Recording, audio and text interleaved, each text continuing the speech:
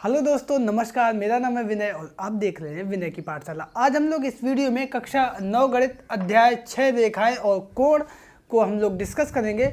और ये अभ्यास जो है ये एनसीईआरटी की हिंदी माध्यम की बुक राजीव प्रकाशन की जो है उससे ली गई है।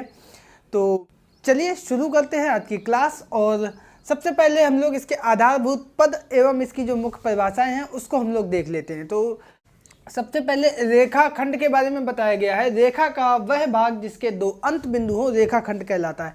जहाँ भी हम रेखाखंड शब्द का इस्तेमाल करेंगे तो देखो आगे लिखा भी है, रेखा शून्य चौड़ाई और अनंत लंबाई की होती है। ये अगर रेखा है तो इसकी चौड़ाई शून्य मानी जाती है और लंबाई अनंत।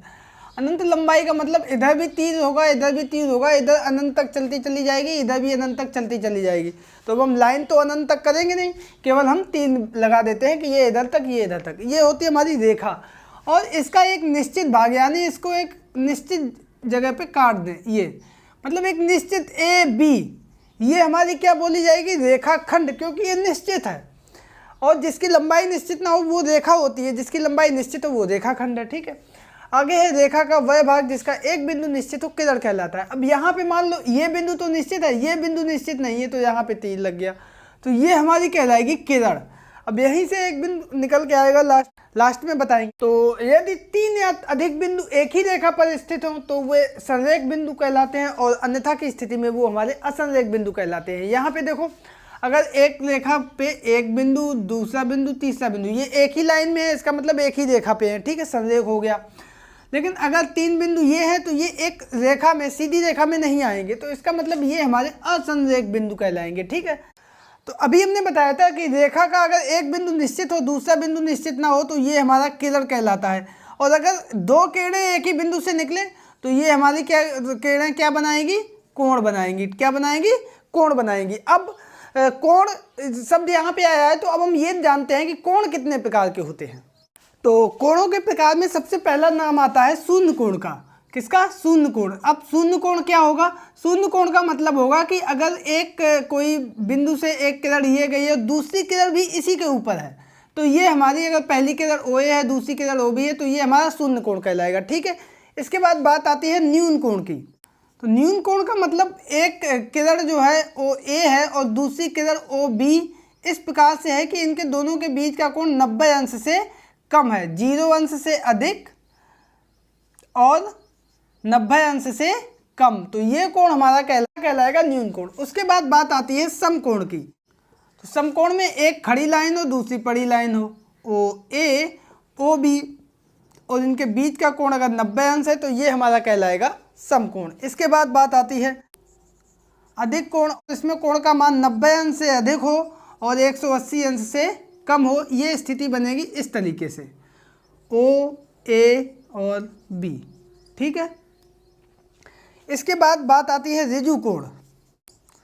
180 अंश के कोण को हम लोग ऋजु कोण कहते हैं। सीधी लाइन अगर हो, बीच में बिंदु ओ और ये इधर ए इधर बी, यानी एक ही बिंदु से विपरीत दिशाओं में अगर किरणें निकले, एक इस तरफ दूसरी इस तरफ, तो वो हमारा जो है ऋजु कोण बनाते हैं, यानी 180 अंश का कोण। आगे बात आती है वो है बृहत कोण, और अंत में आएगा संपूर्ण कोण। ठीक है, तो बृहत कोण की बात क्या आएगी, 180 अंश से अधिक और 360 अंश से कम के कोण को बृहत कोण कहते हैं। ये स्थिति आएगी, ये है हमारा ए बी ओ, ये कोण। ये इससे अधिक नीचे वाले पूरे हिस्से में जब कोण बनेगा तो वो हमारा बृहत कोण के अंतर्गत आएगा। संपूर्ण कोण वही जो पहले जहाँ पे हम चले थे, पहला कोण ये, पहली किरण ये ओ ए और दूसरी किरण भी इसी पे आ जाए, लेकिन कैसे, जैसे घड़ी की सुई 12 बजे से चल के फिर से 12 पे घूम के आ जाए, तो ये पूरा एक चक्कर लगा के जब आएगी तो ये हमारा 360 अंश का कोण बनाएगी। ये हमारा संपूर्ण कोण के अंतर्गत आता है। तो ये कोणों के प्रकार थे। अब हम लोग इससे संबंधित कुछ और शब्दों को जान लेते हैं। तो यहाँ पे कुछ शब्दों को हम लोग जान लेते हैं। सबसे पहले आसन कोण। आसन कोण से पहले देख लो कोटिपूरक कोण और समपूरक कोण क्या होते हैं।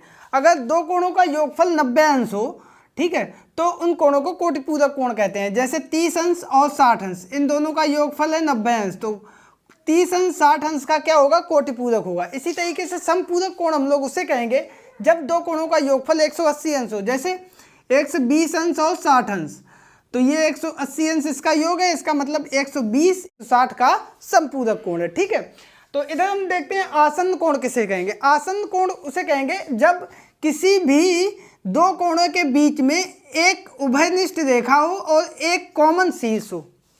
अब यहाँ पे देखो O जो है ये शीर्ष AOB के लिए भी है और BOC के लिए भी यही शीर्ष है। ठीक है, और यहाँ पे OB रेखा इस कोण में भी आ रही है और इस कोण में भी आ रही है, तो इसको हम लोग इनको AOB व BOC कैसे कोण हो गए, हमारे आसन्न कोण हो गए। ठीक है, यहीं से एक चीज निकल के आती है, कोणों का रैखिक युग्म। इसका मतलब क्या हुआ, इसका मतलब यही सिचुएशन होगी लेकिन एक सीधी रेखा पे होगी। ये जो ये रेखा होगी, ये जो दो अलग अलग कोण होंगे जो अउभयनिष्ठ रेखा है, इसमें ये है उभयनिष्ठ रेखा और ये दोनों रेखाएं कैसी हैं, ये अउभयनिष्ठ रेखाएं हैं। तो जो अउभयनिष्ठ रेखाएं हैं वो सीधी रेखा होगी। ठीक है, AOB, इस सिचुएशन में ये रेखा C है, तो ये जो कोण होंगे ये हमारे कोणों का रैखिक युग्म कहा जाएगा और इस सिचुएशन में कोणों के रैखिक युग्म का योगफल जो है 180 अंश होता है। यहाँ पे हम लिख सकते हैं AOC प्लस BOC बराबर 180 अंश कोण है ये। ठीक है, ये रैखिक युग्म है। अब आगे हम लोग बात करते हैं शीर्षाभिमुख कोण की। तो शीर्षाभिमुख कोण इस तरीके से, ये कोण दोनों एक दूसरे के उलट पुलट होते हैं, मतलब जब दो रेखाएं एक दूसरे को प्रतिच्छेद करें तब शीर्षाभिमुख कोण बनाती हैं। और एक सिचुएशन वो हो सकती है जब दोनों रेखाएं एक दूसरे के समांतर हो, तो ये रेखाएं कभी एक दूसरे को काटेंगी ही नहीं क्योंकि इनके दोनों के बीच का अंतर समान होगा। और जब रेखाएं एक दूसरे को काटेंगी, विभाजित करेंगी, तब हम लोगों के शीर्षाभिमुख कोण बनेंगे। यहाँ पे OABCD, तो यहाँ पे क्या होगा, AOB बराबर होगा COD के और यहाँ पे BOC ये हमारा बराबर होगा AOD के। ठीक है, कोण है ये सारे। तो ये सिचुएशन होती है हमारी शीर्षाभिमुख कोण की। आई होप कि आप लोग इसको समझ गए होंगे। अब एक दो अभिग्रहित हैं, उनको हम लोग देख लेते हैं। तो यहाँ पे हमारा पहला अभिग्रहित दिया गया है कि यदि एक किरण एक रेखा पर खड़ी हो तो इस प्रकार बने दोनों आसन्न कोणों का योग 180 अंश होता है। इसको इस तरीके से देखिए कि एक किरण एक रेखा पे खड़ी हो, तो सबसे पहले एक रेखा खींची, तो रेखा लिखा है यहाँ पे, इसका मतलब दोनों तरफ इस तरीके से चिन्ह होगा, अनंत से आएगी अनंत से जाएगी। तो किरण एक इसके ऊपर होगी, इसका मतलब ये कोई सिचुएशन रही होगी OABC। उस स्थिति में ये कह रही है कि दोनों आसन्न कोणों का योग 180 अंश होगा। आप लोग इस रचना को बना के चांदा की सहायता से नाप के देख सकते हैं। दोनों को अगर हम लोग जोड़ेंगे तो 180 अंश दोनों कोणों का योग आएगा। इधर मान लो 60 अंश, इधर 120, जो भी आएगा एक उदाहरण के तौर पे हमने मान लिया। तो ये कोण AOC प्लस कोण BOC बराबर 180 अंश ये है। अगर हमसे ये कह दे कि एक रेखा है उसके ऊपर एक किरण खड़ी है, इसका मतलब दोनों कोणों का योग 180 अंश होगा। अब विग्रहित दो इसका बिल्कुल विपरीत है, कह रहा है कि अगर हमसे ये कह दे कहीं पे कि दोनों कोणों का योग 180 अंश है, इसका मतलब उनके जो अउभयनिष्ठ रेखाएं होंगी, ये रेखाएं हमारी अउभयनिष्ठ रेखाएं हैं और ये रेखा हमारी उभयनिष्ठ रेखा है और ये हमारी है अउभयनिष्ठ रेखाएं। तो अउभयनिष्ठ जो रेखाएं हैं ये हमारी एक रेखा बनाएगी। मतलब हमें ये नहीं पहले से पता है कि ये रेखा एक है कि अलग है, लेकिन हमें ये दिया गया है कि ये जो दोनों कोण हैं इनका योग 180 अंश है। इसका मतलब ये जो दो अउभयनिष्ठ रेखाएं हैं ये एक ही रेखा बनाएंगी। ठीक है, तो ये एक दूसरे का विलोम है। और अगर हम इसको सीधी भाषा में कहें तो आप सिर्फ इतना जान लो कि जब भी एक सीधी रेखा हो और ये इस तरीके से कहीं पे भी ये किरण बीच में विभाजित करे तो इन कोणों का योग 180 अंश होगा। अगर 180 अंश दिया गया है तो इसका मतलब ये रेखा सीधी रेखा होगी। ठीक है, अब हम लोग इसमें एक प्रमेय है उसको हम लोग देख लेते हैं। तो वो हमारे यहाँ पे है कि यदि दो रेखाएं परस्पर प्रतिच्छेद करती हैं तो शीर्षाभिमुख कोण आपस में बराबर होंगे। देखो ये दो रेखाएं प्रतिच्छेद की हैं ABCD, तो ये कोण जो है ये आपस में बराबर होंगे। तो यहाँ पे हम लिख देंगे, दिया है सबसे पहले क्या दिया है, ये रेखाएं हैं, इसका मतलब ये अनंत से आएंगे अनंत से जाएंगी। AB व CD दो रेखाएं हैं जो एक दूसरे को क्या करती हैं, प्रतिच्छेद करती हैं। सिद्ध क्या करना है, तो लिख देंगे सिद्ध करना है, ये बीच का बिंदु O है तो लिख देंगे कोण AOC बराबर कोण DOB व कोण AOD बराबर कोण COB। इन दो, ये इसके बराबर सिद्ध करना है, ये इसके बराबर सिद्ध करना है। अब यहाँ पे देखो हमें ये पता है कि ये एक सीधी रेखा है और इस पर ये एक किरण है, ठीक है। तो इसका मतलब ये जो कोण होंगे ये आपस में कैसे होंगे, इनका योगफल 180 अंश होगा। तो हम लिख देंगे रैखिक युग्म अभिग्रहित से, ये जो ऊपर अभिग्रहित लिखे याद किए थे, ये दोनों को एक साथ हम लोग कह सकते हैं रैखिक युग्म अभिग्रहित। तो हम लिख देंगे रैखिक युग्म अभिग्रहित से क्या होगा, कोण AOC ये कोण और ये कोण प्लस कोण BOC बराबर 180 अंश, ठीक है। उसी प्रकार ये अगर सीधी रेखा है, इसको एक तिरछी रेखा काटे तो इनका दोनों का योग भी 180 अंश होगा। इस स्थिति में लिख देंगे कोण ये और ये दोनों 180 अंश के होंगे, AOC प्लस कोण DOA बराबर 180 अंश, ठीक है। समीकरण 1 समीकरण 2 दोनों बराबर है 180 अंश के, अतः हम इसको लिख सकते हैं AOC प्लस कोण BOC बराबर कोण AOC प्लस कोण DOA। ये 180 के बराबर, ये 180 के बराबर, इसका मतलब ये दोनों भी आपस में बराबर होंगे, ठीक है। अब यहाँ पे AOC दोनों में है, AOC कट गया तो यहाँ से हमारा क्या निकल के आ गया, कोण BOC बराबर कोण DOA। तो ये हमारा यहाँ पे निकल के आ गया। तो यहाँ पे देखेंगे BOC या COB बराबर कोण AOD या DOA, तो ये हमारा सिद्ध हो गया। आधा हमारा हिस्सा सिद्ध हो चुका है, आधा हम सिद्ध करेंगे, उसको हम यहाँ पे सिद्ध कर देते हैं, ठीक है। तो पहले हमने क्या लिया था, ये रेखा और इसके ऊपर ये किरण, और इधर ये रेखा इसके ऊपर ये किरण। अब की बार हम क्या लेंगे, ये रेखा और इसके नीचे वाली ये किरण, तो इसमें भी हम यही रैखिक युग्म अभिग्रहित लगा देंगे। तो ये हमारा आएगा कोण AOD प्लस कोण DOB बराबर 180 अंश, यानी इस रेखा पर ये किरण है तो ये दोनों कोणों का योग 180 अंश हो गया। उसी प्रकार दूसरा यहाँ पे आ जाएगा, ये वाली रेखा और इसके ऊपर ये वाली किरण, तो इसमें क्या होगा, इन दोनों का योग 180 अंश होगा। तो हम लिख देंगे कोण AOC प्लस कोण AOD बराबर 180 अंश, समीकरण नंबर 4। अब यहाँ पे देखो दोनों समीकरण बराबर 180 के हैं, इसका मतलब लेफ्ट हैंड साइड भी दोनों की बराबर हो जाएगी। तो कोण AOD प्लस कोण DOB बराबर कोण AOC प्लस कोण AOD। AOD दोनों तरफ बराबर हो गए, यहाँ से निकल के आया जाएगा कोण DOB बराबर कोण AOC बराबर DOB। तो ये हमारा ये वाला सिद्ध हो गया। तो यहाँ से हमने देखा कि ये हमने पूरा सिद्ध कर दिया है। एग्जाम में अक्सर पूछा जाता है क्लास 9th में कि इसको सिद्ध करके बताइए। तो इस प्रकार से ये हमारी प्रमेय भी कंप्लीट होती है। और तो एक्सरसाइज 6.8 हम लोग अध्याय 6 रेखाएं और कोण की प्रश्नावली 6.1 को हल करेंगे।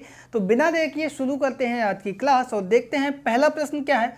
वो है हमारा कि आकृति 6.13 में रेखाएं AB और CD बिंदु O पर प्रतिच्छेद करती हैं। एक ये रेखा एक ये रेखा, ये दोनों बिंदु O पर प्रतिच्छेद करती हैं। यदि कोण AOC प्लस कोण BOE बराबर 70 अंश, यानी ये और ये इन दोनों का योगफल दिया है 70 अंश, उसके साथ साथ कोण BOD ये वाला कोण हमें दिया गया है 40 अंश। तो हमसे कह रहा है कि BOE और प्रतिवर्ती कोण COE ज्ञात कीजिए। COE और BOE ये दोनों कोण हमसे पूछ रहा है, ठीक है। तो देखो सबसे पहले हम लोग यहाँ पे लिख देंगे कि क्या हमें दिया है। तो यहाँ पे जो भी दिया गया है मैं बता दो, आप लोग भी लिख लो अपनी कॉपी में। तो वो हमें दिया गया है कोण AOC प्लस कोण BOE बराबर 70 अंश और दिया है कोण BOD बराबर 40 अंश। अब यहाँ पे देखो हमें पता है कि ये सीधी रेखा है AB, तो ये पूरा कोण कितने अंश का होगा, ये पूरा कोण होगा 180 अंश का। ठीक है, तो लिख देंगे चूंकि रैखिक युग्म अपग्रहित के अनुसार ये कोण AOC प्लस कोण COE प्लस कोण EOB बराबर 180 अंश। अब यहाँ पे देखो ये पूरा कोण 180 अंश का होगा और इसमें AOC ये और BOE ये दोनों का योग दिया है 70 अंश। इसका मतलब इन दोनों की जगह पर हम लिख देंगे 70 अंश। तो यहाँ पे बचेगा 70 प्लस कोण COE बराबर 180 अंश। तो यहाँ से कोण COE बराबर कितना आ जाएगा, 180 में 70 इधर आ जाएगा, बचेगा 110 अंश। तो यहाँ से एक आंसर हमारा निकल आया COE, यानी ये कोण हमारा 110 अंश होगा। अब देखो कहाँ पे हम रैखिक युग्म अपग्रहित लगाएंगे। ये वाली सीधी लाइन है और इसमें कोई भी एक अगर लाइन मान लेंगे तो ये कोण, ये इनका योग जो है पूरे का कुल मिला के ये हो 180 अंश। ठीक है, तो ये हमारा यहाँ से आ जाएगा कोण COE प्लस कोण EOB प्लस कोण BOD बराबर 180 अंश। अब ये हमारा 110 है, ये है 40, तो हम लिख देंगे 110 अंश प्लस कोण EOB प्लस 40 अंश बराबर 180।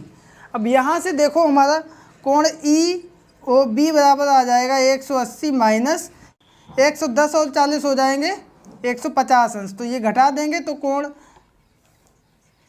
EOB बराबर 30 अंश। यही हमारा आ जाएगा आंसर। तो ये हमारा कोण 30 अंश आ गया, कोण COE हमारा आ गया 110 अंश। और इसी के साथ हमारा पहला प्रश्न कंप्लीट होता है। आई होप कि आप लोग इसको समझ गए होंगे। और अब चलते हैं दूसरे प्रश्न पर। तो बच्चों यहाँ पे हमारा दूसरा प्रश्न दिया गया है कि आकृति 6.14 में रेखाएं XY और MN बिंदु O पर प्रतिच्छेद करती हैं। यदि कोण POY 90 अंश हो और A/B बराबर 2:3 है तो C का मान ज्ञात कीजिए। यहाँ पे देखिए ये है A कोण, ये है कोण B और ये है कोण C। इसका मान पूछ रहा है, ये दो रेखाएं हैं जो प्रतिच्छेद कर रही हैं। तो देखो सबसे पहले हम यहाँ पे लिखेंगे, इन प्रश्नों में दिया है और क्या दिया है, रेखा XY व MN एक दूसरे को प्रतिच्छेद करती हैं। उसके साथ साथ कोण POY बराबर 90 अंश और A/B बराबर 2:3।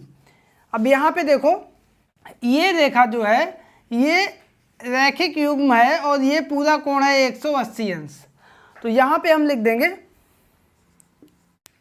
रैखिक युग्म अभिग्रहित के अनुसार कोण, ये सारे कोण जोड़ के लिख देंगे XOM प्लस कोण MOP प्लस कोण POY बराबर 180 अंश। अब कोण POY ये हमें दिया गया है पहले से ही 90 अंश और ये कोण है B और A, तो B प्लस A प्लस 90 अंश बराबर 180 अंश।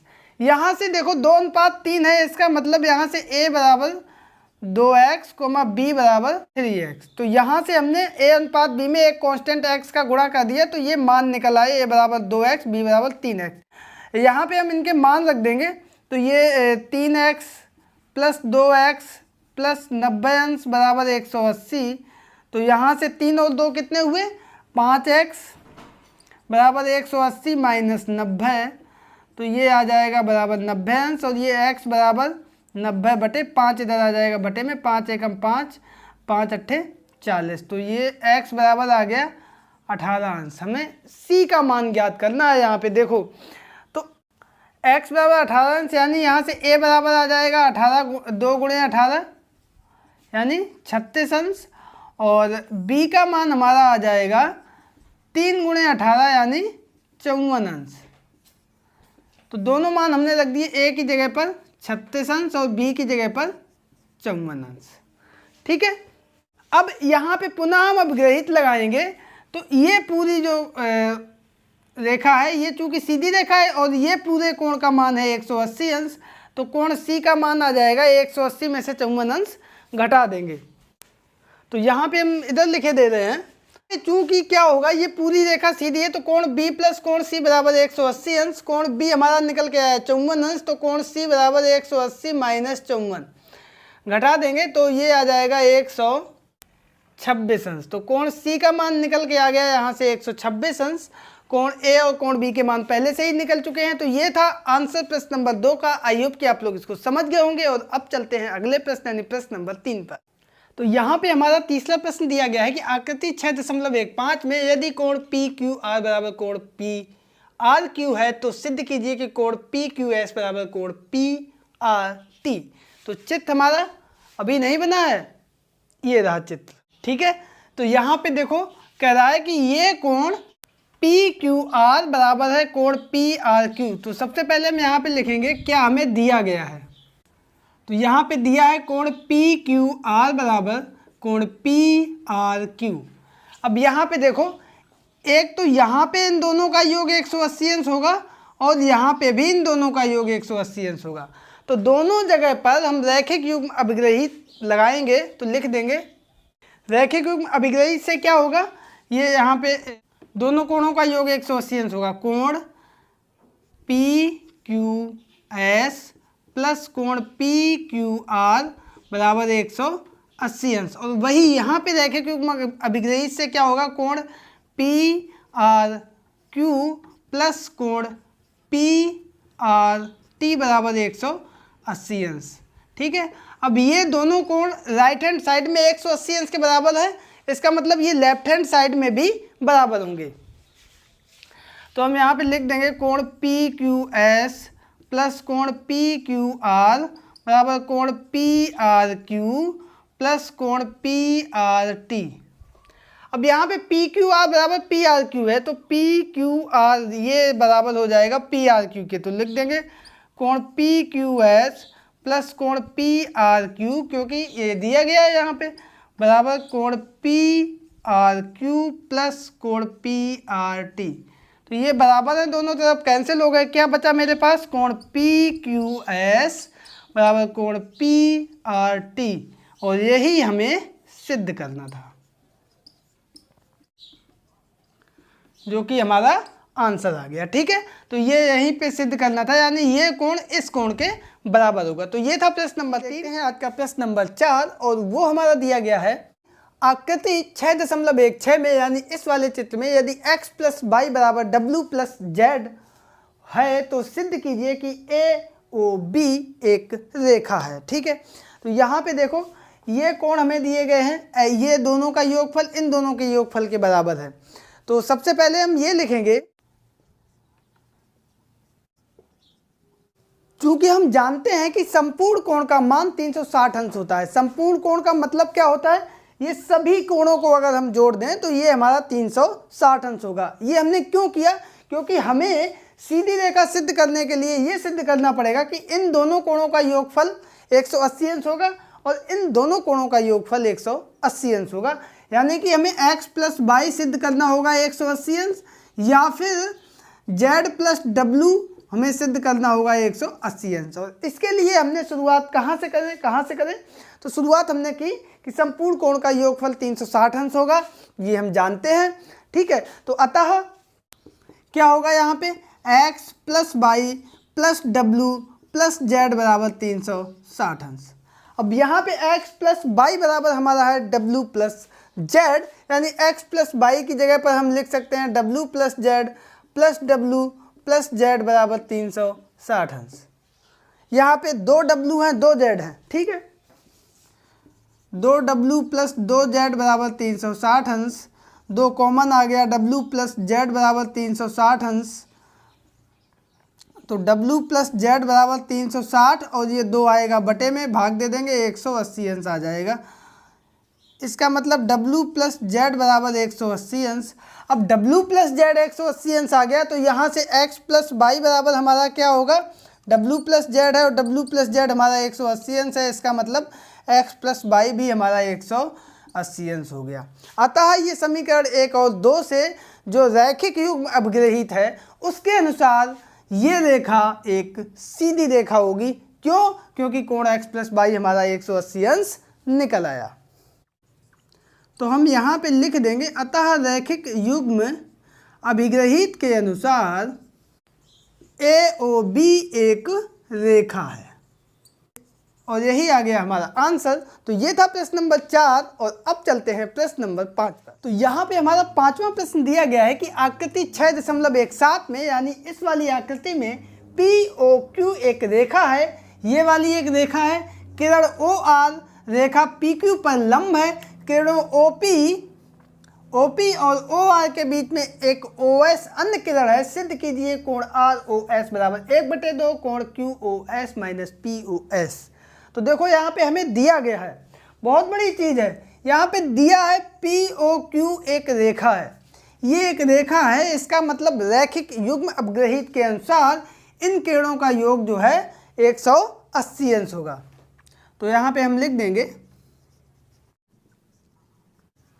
चूंकि दिया है कोण POQ रेखा है, अतः अब देखो पहले हम ये और ये बाकी दोनों ले लेंगे, ये बीच की अगर हम रेखा लेंगे तो कोण POS प्लस कोण SOQ बराबर 180 अंश, या इसको अगर हम ले लें तो इनका और इनका योगफल 180 अंश होगा, और क्या होगा POR प्लस कोण ROQ बराबर 180 अंश। ठीक है, अब ये भी कोण 180 अंश के बराबर है, ये भी 180 अंश के बराबर है, यानी समीकरण 1 व 2 को बराबर करने पर ये चीज़ लिख देंगे। तो बराबर कर देंगे तो क्या हो जाएगा, तो ये हमारा आएगा कोण POS प्लस कोण SOQ या QOS, एक ही बात है। ठीक है, तो यहाँ पे हम लिखे दे रहे हैं QOS बराबर कोण POR प्लस कोण QOR, ROQ या QOR। अब देखो यहाँ पे ये है 90 अंश, इसका मतलब 180 का आधा 90 ये हुआ, तो 90 ही हमारा ये होगा। इसका मतलब ये कोण और ये कोण भी आपस में बराबर हैं। तो यहाँ से हमारा निकल के आ गया कि कोण QOR और POR भी आपस में बराबर हैं। तो यहाँ पे हम लिख देंगे POR, यही वाला हमें लेना है, तो इसकी जगह पे कोण POR और ये QOR भी हमारा आ जाएगा कोण POR। क्यों, फिर से एक बात समझ लो, ये हमारा 90 अंश है तो ये भी 90 अंश होगा, क्योंकि पूरा योग है 180 अंश। ठीक है, लिख दो कोण POR बराबर कोण QOR बराबर 90 अंश। अब यहाँ पे देखो क्या होगा, कोण POS प्लस कोण QOS। अब देखो 2 POR हो गए। ठीक है, तो 2 और POR ये किसका किनका योग है, इन दोनों का योग है। तो इसको हम लिख सकते हैं POS कोण प्लस SOR प्लस कोण SOR या ROS, कुछ भी लिख दो। ठीक है, तो यहाँ से देखो क्या आएगा, 2 कोण POS प्लस 2 कोण SOR या ROS है यहाँ पे, तो ROS ये बराबर इसके है। अब यहाँ से हमें 2 ROS निकालना है। ठीक है, तो ये 2 ROS इधर रहेंगे और इसको हम बराबर के इस तरफ ले आएंगे, तो ये प्लस का हो जाएगा माइनस में। तो ये चीज़ हम पहले इधर लिख देंगे, 2 कोण ROS बराबर, ये वाली चीज़ पहले इधर लिख लेंगे, कोण POS प्लस कोण QOS, और ये इधर आएगा, ये माइनस का हो जाएगा, माइनस कोण POS, 2 भी साथ में है। अब देखो QOS यहाँ पे प्लस का है, तो कोण QOS और POS एक प्लस का है, 2 माइनस के हैं, तो यानी माइनस कोण POS। ठीक है, अब यहाँ पे 2 है, ये 2 हमारा कहाँ चला जाएगा, बटे में, तो ये 1/2 हो जाएगा, और ये लग गया ब्रैकेट, और ये आया कोण ROS। और आप देखेंगे यही हमें सिद्ध करना था, और जो कि हमारा आ गया आंसर। तो बच्चों ये था प्रश्न नंबर 5। आई होप कि आप लोग इसको बहुत अच्छे से समझ गए होंगे। और अब चलते हैं इस एक्सरसाइज के अंतिम प्रश्न यानी प्रश्न नंबर 6 पर। एक बात आपको यहाँ पे बता दें कि आपको बहुत अच्छे से समझना अगर है तो पिछला वीडियो जो है वो ज़रूर देखें, क्योंकि हम इसमें 8th तक की जो मैथ होती थी उसमें क्या होता था, उसमें क्वेश्चंस आप सॉल्व कर सकते थे, इसमें कॉन्सेप्ट भी आपको समझने होते हैं, तो वो स्टार्टिंग से आप देखेंगे तभी समझ में आएगा। तो चलते हैं प्रश्न नंबर 6 पर। तो बच्चों यहाँ पर हमारा 6वां प्रश्न है कि यह दिया है कि कोण XYZ बराबर 64 अंश और XY को बिंदु P तक बढ़ाया गया है। दी हुई सूचना से एक आकृति खींचिए। आकृति बनाना है तो सबसे पहले बना लेते हैं एक्स बाई रेखा को बिंदु P तक बढ़ाना है। तो ये है मान लो x, ये है y और ये यहाँ तक हमने बढ़ा दिया P तक। ठीक है, अब कह रहा है कि कोण x बाई z कहीं यहाँ पे है 64 अंश है, इसका मतलब ये ऐसे होगा कहीं, ये है z और ये है 64 अंश। अब कह रहा है कि यदि किरण बाई क्यू नहीं कहीं पे है, z बाई P को समद्विभाजित करती है, तो यानी ये होगी कहीं, और ये इसको समद्विभाजित करती है, यानी ये कोण और ये कोण बराबर होंगे आपस में। ठीक है, समद्विभाजित करती है यानी ये इसको दो बराबर भागों में बांटती है। अगर ये x है तो ये भी x है। ठीक है, तो कोण x बाई क्यू का मान ज्ञात कीजिए। बहुत आसान प्रश्न है दोस्तों। देखो यहाँ पे ये है एक रेखा, यहाँ पे हमें दिया है x बाई एक रेखा है जिसे कहाँ तक बढ़ाया गया है, P तक।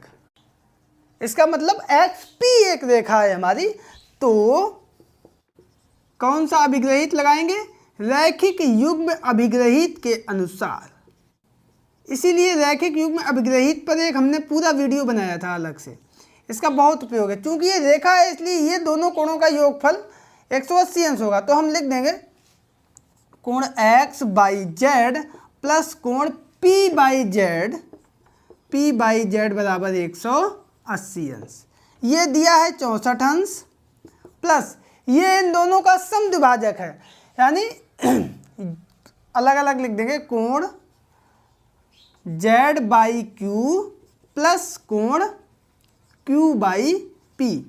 ये हमारा पूरा कोण इन दोनों के योग के बराबर है, बराबर 180 अंश। ठीक है, यहाँ पे निकल के आया था, लिख दो अगर लिखना चाहो।